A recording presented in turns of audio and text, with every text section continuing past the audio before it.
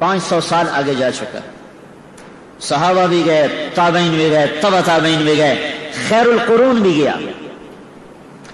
اور ایک سلجوقی خاندان ہے ترک, ان کا باپ سلجوق مسلمان ہوا. محمود غزنوی اور سلجوق کا دور ایک ہے. سلجوق کی اولاد میں ایک بادشاہ ہے الپ ارسلان.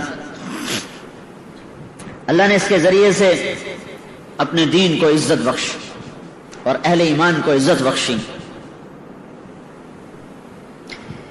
یہ اپنے سرکاری دورے پر نکلا ہوا ہے. اسے اطلاع ملی کہ قیصر روم رومانوس 3 لاکھ کا لشکر لے کر اپنی حدود سے نکل چکا ہے. آرمینیا کہاں اور اصفہان کہاں, ہزاروں میل کا بیچ میں سفر. تو اس نے سارے اراکین سلطنت کو جمع کیا. اب کیا کیا جائے؟ تو سب نے کہا ہم تیار نہیں ہیں, 3 لاکھ کا لشکر ہے, تو ہمیں پیچھے ہٹنا چاہیے اور تیاری کر کے پھر سامنے آنا چاہیے. تو الپ ارسلان نے کہا اس پیچھے ہٹنے میں وہ جتنے قتل و غارت کرے گا, جتنی بیٹیوں کی عزت برباد ہوگی اور جتنا مسلمانوں کا خون بہے گا وہ تو میری گردن پر ہوگا. تو انہوں نے کہا آپ کی گردن پر کیسے ہوگا؟ ہم تو تیار ہی نہیں ہیں, ہمارے پاس اسباب ہی نہیں ہیں. وَلَا تُلْقُوا بِأَيْدِيكُمْ إِلَى التَّهْلُكَةِ, اور اپنے آپ کو ہلاکت میں ڈالنا جائز نہیں ہے. یہ شورا چل رہی. انہوں نے کہا اچھا ٹھیک ہے, تو میری طرف سے اجازت ہے, جو جانا چاہے وہ جا سکتا ہے. میں اللہ کے دشمن کو اسلامی حدود میں داخل نہیں ہونے دوں گا. میں اپنی جان کا نذرانہ پیش کروں گا, اس کے بعد میرے اوپر کوئی حجت نہ ہوگی, میرے اوپر کوئی جرم نہ ہوگا. پھر وہ لوٹ مار کریں یا قتل و غارت کریں, میں اپنا حق ادا کر چکا ہوں. جب اس نے یہ کہا تو پھر اس کے ساتھیوں نے کہا اگر آپ کا فیصلہ ہے تو پھر ہم کون سا موت سے ڈرتے ہیں, ہم بھی آپ کے ساتھ ہیں. تو اس نے, اس کا بیٹا ملک شاہ اس کے ساتھ تھا, اس کی عمر تھی اس وقت کوئی 12 برس. تو اس نے وصیت نامہ لکھوایا کہ ممکن ہے اس جنگ میں شہید ہو جاؤں, تو میرے بعد میرا بیٹا ملک شاہ میری جگہ حکمران ہوگا, اور نظام الملک یہ اس کا وزیر ہے, اس کا وزیر ہوگا. اور جب تک ملک شاہ بالغ نہیں ہوگا امور سلطنت کو نظام الملک چلائے گا. اور پھر اس کے بعد اس نے اپنے حرم, اپنی بیوی اور بچوں کو چند سپاہیوں کے ساتھ واپس بھیج دیا کہ عورتیں ساتھ تھیں تو اگر شکست ہو تو کہیں ان کی عزت پہ حرف نہ آئے. ان کو اصفہان کی طرف روانہ کر دیا. اور رومانوس 3 لاکھ کے لشکر کے ساتھ میدان میں اترا. اور یہ کتنے تھے؟ 12,000. یہ دنیا کی عجب جنگ لڑی گئی ہے. تو جمعرات کو لشکر آمنے سامنے ہوئے تو نظام الملک نے کہا کہ میری ایک رائے ہے سلطان کا. کیا؟ کہ جنگ کو کل کے لیے مؤخر کریں اور جمعہ کی نماز کے بعد نکلیں, کہ جمعہ کے وقت ساری امت دعا کرے گی اور ہم بھی جمعہ کے بعد اللہ سے مانگیں گے تو اللہ کی غیبی مدد ہمارے ساتھ ہو. تو انہوں نے ایک دن اس کو آگے بڑھایا اور جمعہ کی نماز کے بعد سلطان نے خود نماز پڑھائی. کیا زمانہ تھا, بادشاہ خود امام بھی ہوتے تھے. نماز پڑھائی اور اس کے بعد وہ گھوڑے پہ سوار ہوا اور اس نے اپنی لوہے کی ٹوپی اتار دی اور امامہ باندھ لیا سر, اپنے آپ کو مرنے کے لیے تیار کر لیا, کوئی چیز بیچ میں حائل نہ ہو. اور پہلی صف میں اس نے جھنڈا اٹھا لیا. تو باقی جان نثاروں نے کہا آپ پیچھے ہو. کہا نہیں, میری جان اسلام سے زیادہ قیمتی نہیں ہے. اور جب لشکر آمنے سامنے ہوئے تو سلطان نے گھوڑے سے چھلانگ لگائی اور سجدے میں سر رکھ دیا. کہ مالک, اے عزت دینے والے,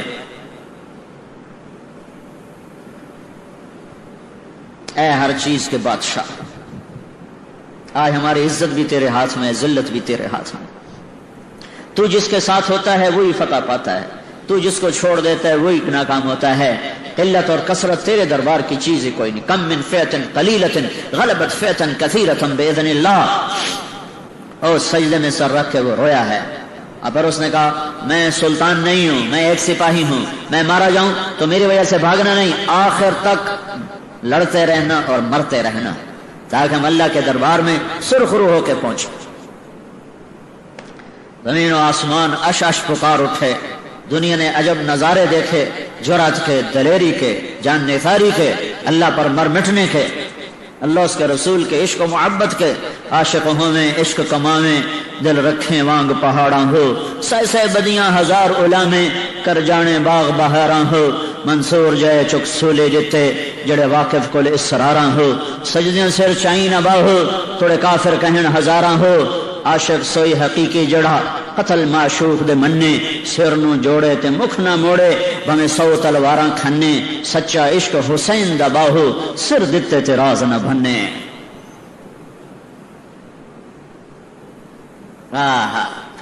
اس جگہ کا نام تھا مولاد گرد، مولاد گرد، یہاں یہ جنگ لڑی گئی ہے۔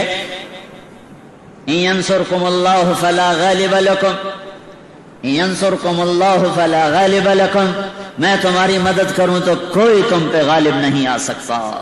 وَإِن يَخْذَلْكُمْ، اگر میں ہی چھوڑ دوں، اگر میں ہی چھوڑ دوں، فَمَنْ ذَا الَّذِي يَنصُرُكُم مِّن بَعْدِهِ، پھر کون ہے جو تمہاری مدد کرے؟ ٹکرا گئے حق و باطل، صلیب و ہلال، عجب جنگ ہوئی ہے۔ اب میرے اللہ کا غیبی نظام چلا ہے، ادھر جنگ نے اپنی آگ کو بھڑکایا، ادھر اللہ نے سورج کی آگ کو تیز کر دیا، اور کیسر روم جو اپنے لشکر لڑا رہا تھا اس کو اتنی شدید گرمی لگی کہ اس کو میدان جنگ میں ٹھہرنا مشکل ہو گیا۔ اس کے اوپر چھاؤں سایہ، اور اس کو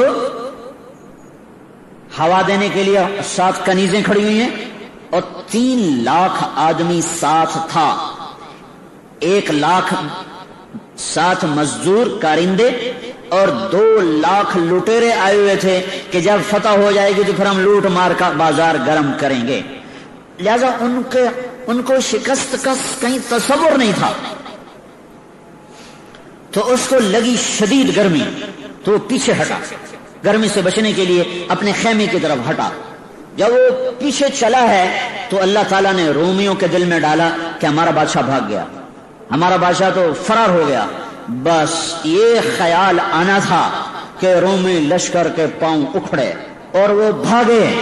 12,000 3 لاکھ سے کہاں تک ٹکر لے سکتے تھے، ایک ایک کر کے شہید ہو جانا تھا، لیکن مکروا مکرن ومکرنا مکرا ان ینصرکم اللہ فلا غالب لکم، میرے اللہ کا ایسا نظام چلا کہ رومانوس شدید گرمی سے تڑپا، پیچھے ہٹا، خیمے کی طرف جا رہا ہے تو سپاہیوں میں بات ہوئی، بادشاہ تو بھاگ گیا، بادشاہ تو بھاگ گیا۔ اگر وہ بھاگا تو ہاں، چونکہ ان کی ساری جنگ تو کسی مقصد کے تحت نہیں ہوتی، مسلمان تو مقصد کے تحت کام کر رہا ہوتا ہے، وہ تو مقصد نہیں ہوتا، صرف بادشاہت، ان کا بادشاہ گیا تم بھی جاؤ۔ جو بھاگے ایک دفعہ پاؤں اکھڑ جائیں لشکر کے، پھر سنبھالنا مشکل ہوتا ہے، تو رومانوس پلٹ کے آیا، لیکن اتنے میں رومی لشکر کے پاؤں اکھڑ چکے تھے۔ اور کیا ہے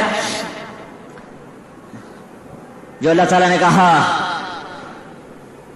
سألقی فی قلوب الذین کفروا الرعب، کہ تم جاؤ میں ان کے دلوں میں رعب ڈال دوں گا۔ اللہ نے ایسا خوف ڈالا اور ایسا رعب ڈالا کہ 3 لاکھ آدمی دوپہر تک، عصر تک، جمعے کے بعد تو جنگ شروع ہوئی، عصر تک نہیں ٹک سکے اور بھاگے، اور ہر ایک دوسرے سے آگے بھاگنے کی کوشش کر رہا تھا۔ سارے مسلمان حیران پریشان ہو کے دیکھ رہے تھے کہ یہ کیوں بھاگ پڑے، یہ کس لیے بھاگ پڑے۔ اور بس میرے رب کا نظام حرکت میں آیا اور رومانوس پکڑا گیا، قیدی ہو کے آیا۔ جب سلطان کے سامنے پیش کیا گیا تو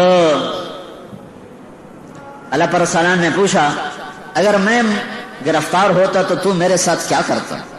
کہ میں تمہیں انتہائی ذلیل کرتا اور میں تمہیں ذلت کی مار دیتا۔ اللہ پر سلام نے کہا، لیکن ہمارے نبی نے ہمیں کہا ہے کہ عزت دار کی عزت کرو، میں تمہیں ذلیل نہیں کروں گا، آؤ۔ اور اسے اپنے پاس تخت پہ بٹھایا، کہا ادھر بیٹھو، کہا اس کو بادشاہی پروٹوکول دیا جائے، اس کا عزت احترام باقی رکھا، اور پھر پلا اپنا مہمان بنا کے رکھ، پھر اس کو چھوڑنے سرحد تک گیا، پھر کہنے لگا اگر پھر بھی شوق پورا کرنا ہو تو آ جانا، ہم پھر حاضر ہیں۔ اس نے کہا میں بھی پھر حلال کا نہیں ہوں اگر میں تیرے جیسے انسان کے سامنے تلوار اٹھاؤں۔